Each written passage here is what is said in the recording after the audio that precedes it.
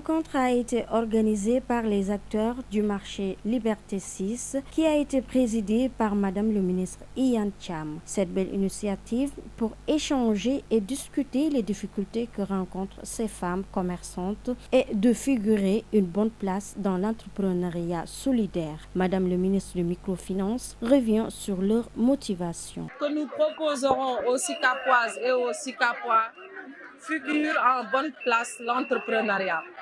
Un entrepreneuriat que nous considérons solidaire, mais un entrepreneuriat que nous considérons communautaire.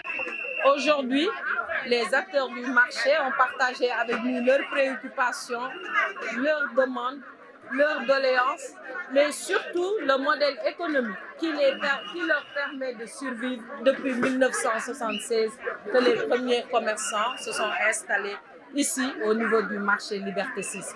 Ce qui est sûr, c'est que dans le cadre de la prise en charge de l'activité municipale, une restructuration du marché sera non seulement proposée, mais une organisation autour des chaînes de valeur afin que tous les acteurs économiques également puissent bénéficier des retombées, que ce soit de la commune ou de l'action institutionnelle.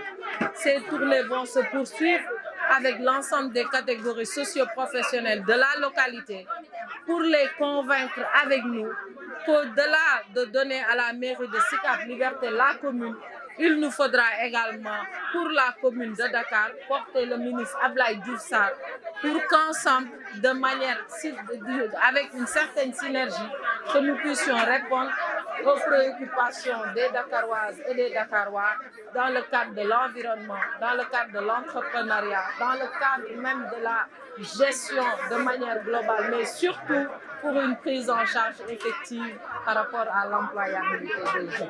Dans la même logique, Aïda Camara, commerçante, revient sur leurs accueils chaleureux de l'arrivée du ministre et a soulevé des problèmes qu'elle rencontre. Avec la visite du ministre Zahra Thiam, future maire de Sicap Liberté, qui était venue nous voir et entendre nos doléances et regarder notre quotidien.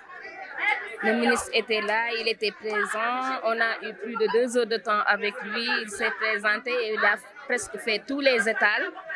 Et nous avons eu une conversation vive et il nous a expliqué beaucoup de choses. Nous aussi, nous nous avons fait part de ce que nous attendons de lui. C'est ce qui s'est réellement passé. Nous attendons d'elle qu'elle tienne en compte le marché parce que c'est un marché qui, depuis ses débuts, en 1976, il y a eu des femmes braves et des hommes braves qui étaient là en train de faire leurs petites activités génératrices de revenus. Mais il se trouve actuellement là où nous sommes avec la pandémie.